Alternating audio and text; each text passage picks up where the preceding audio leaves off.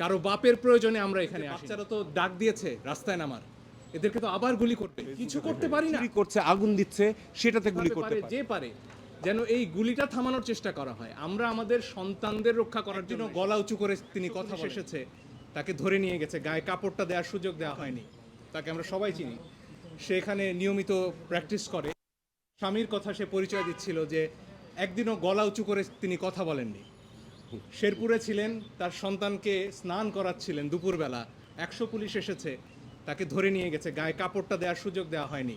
কেন নেওয়া হয়েছে জানেন? কারণ সেই আখির স্বামীর ভাই নাকি বিএনপি করেন, এবং আজকে একই কার্ড খেলা হচ্ছে যে আমার বাবা কি করলেন সেজন্য আমি দায়ী। সারা আপা, তার বাবা ডক্টর কামাল হোসেন, হ্যাঁ, তাকে নিয়েও আজকে প্রশ্ন উঠছে, এবং আমরা নাকি বিশেষ উদ্দেশ্য চরিতার্থ করতে এখানে এসেছি। লিপি আপা আরও ভালো বলবেন। সেদিন সকাল 9:15 যেদিন কালকে আমরা তো এই পিটিশন দায়ের করলাম, লিপি আপা বললেন যে বাচ্চারা তো ডাক দিয়েছে রাস্তায় নামার, এদেরকে তো আবার গুলি করবে, আমরা কি কিছু করতে পারি না?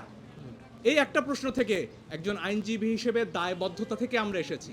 আধা ঘন্টার মধ্যে পিটিশন ড্রাফট করে আমরা বলেছি যেভাবে পারে যে পারে যেন এই গুলিটা থামানোর চেষ্টা করা হয়। আমরা আমাদের সন্তানদের রক্ষা করার জন্য এসেছি, কারো বাপের প্রয়োজনে আমরা এখানে আসিনি। আমার মনে হয় লিপি আপা পিআরবিতে বলা আছে যে কোন কোন ক্ষেত্রে পুলিশ এটা করতে পারে, এবং আমাদের আদালত আজকে তাদের আক্ষেপ এবং দুঃখ ক্ষোভ প্রকাশ করেছেন যে এত যে প্রাণ ঝরে গেছে সেটির ব্যাপারে। আমাদেরকে বিভিন্ন প্রশ্ন জিজ্ঞেস করেছেন যে সিআরপিসি অনুযায়ী, পেনাল কোড অনুযায়ী কোন কোন অফেন্সের সময় গুলি করতে পারে। আমরা সবকটি দেখিয়েছি যে এই ক্ষেত্রে এগুলোর কোনোটাই অ্যাপ্লিকেবল। একজন দাগী আসামি যে পালিয়ে গিয়েছে তাকে ধরার জন্য পুলিশ গুলি করতে পারে। যদি কারো বাড়িতে ডাকাতি চলছে এই অবস্থায় যায় তাহলে গুলি করতে পারে। যদি কোথাও চুরি করছে, আগুন দিচ্ছে, সেটাতে গুলি করতে পারে। আমরা দেখেছি যে বিটিভির আগুনের সময়, মেট্রোর আগুনের সময়, অথবা এলিভেটেড এক্সপ্রেসওয়ে আগুনের সময় সেখানে কোনো গুলির ঘটনা ঘটেনি। গুলিগুলো চলেছে শুধুমাত্র যখন ছাত্ররা বা আন্দোলনকারীরা যখন মিছিল করছিল। এবং আমাদের এই মামলাটি কিন্তু শুধুমাত্র আন্দোলনকারীদের জন্য নয়, যত কটি মৃত্যু হয়েছে সেগুলোকেও সবকটাকে আমরা বলছি যে এগুলোর কোনোটাই ঠিক মতন হয়নি, এগুলোর কোনোটারই কোনো আইনগত ভিত্তি নেই এইসব মৃত্যুর, সেগুলোকে থামানোর জন্য। এবং অনেক ভাই, সরকার পক্ষ একটা সাবমিশন খুব জোরালোভাবেই করেছে গণতদন্ত কমিশন নিয়ে। মঞ্জুর মতিন তিনি রিটকারী, তার সিএমএ মতিন অবসরপ্রাপ্ত, তিনি হচ্ছেন সেই গণতদন্ত কমিশনের চেয়ারম্যান। এটি কনফ্লিক্ট অফ ইন্টারেস্ট, এবং এই পয়েন্টে তারা বলেছেন যে এই রিটটি কোনোভাবে মেনটেনেবল। আমার যতদূর জানা, আমার মঞ্জুর মতিন সাহেব যিনি পিটিশনার আমার সাথেই রয়েছেন, তিনি একজন সম্পূর্ণ অ্যাডাল্ট এবং তার ক্ষমতা, নিজের বুদ্ধিমত্তা সব কিছু রয়েছে।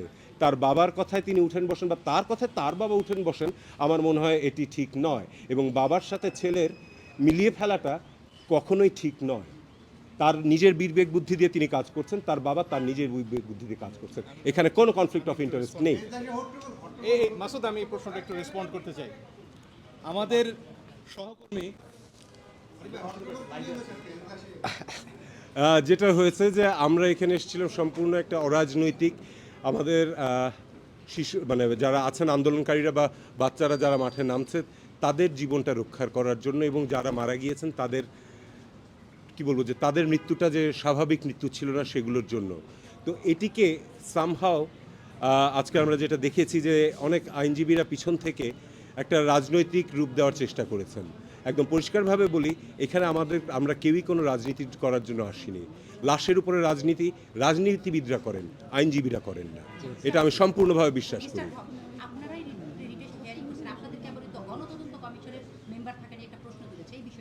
একটা জিনিস যেটা হচ্ছে গণতন্ত্র কমিশনের যে এটা রয়েছে সেটি হচ্ছে যে আপনারা সবাই দেখেছেন যে আবু সাইদ কিভাবে মারা গিয়েছিল।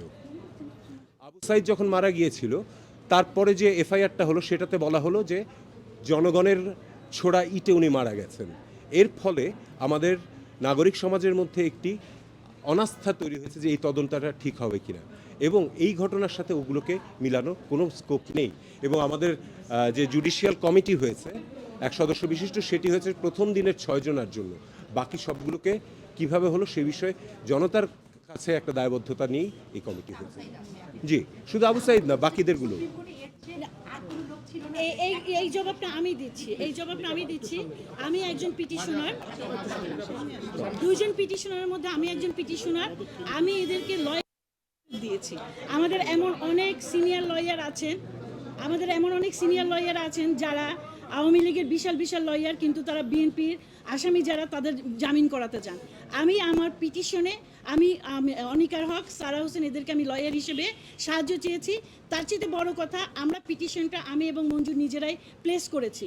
কোর্ট ওনাদেরকে ইন্টারভিউয়ার হিসেবে, এমিকেস কিউরি হিসেবে কোর্ট নিজেদের আমরা জানিতেছি। আপনার পক্ষে আমরা জানি। আমাদের পক্ষেই কোর্ট ওনাদেরকে ডেকেছেন যে আপনারা কি বলার বলেন। কাজে এখানে ওনারা লয়ার হিসেবে গেছেন। গণতদন্ত কমিশন একটা আলাদা বিষয়, আর আজকে আমাদের যে পিটিশনটা সেটা পুরোটাই একটা আলাদা বিষয়। এই পিটিশনে আমরা এমন কিছু চাইনি যে এই রাষ্ট্র ধ্বংস হয়ে যাবে, তেমন কিছু। আমরা জাস্ট আমাদের বাচ্চাদের নিরাপত্তার জন্য একটা আদেশ চেয়েছি। যদি পুলিশ নিয়ম অনুযায়ী গুলি করে থাকে তাহলে তার সমস্যা নেই কিছু, পুলিশ নিয়ম অনুযায়ী গুলি করুক, কিন্তু তারা আমার বাচ্চাদেরকে মেরে ফেলছে, এই নিয়ম কোথাও নাই। সিআরপিসিতে নেই, পিআরবিতে নাই, সংবিধানে নাই। আমরা সেটাই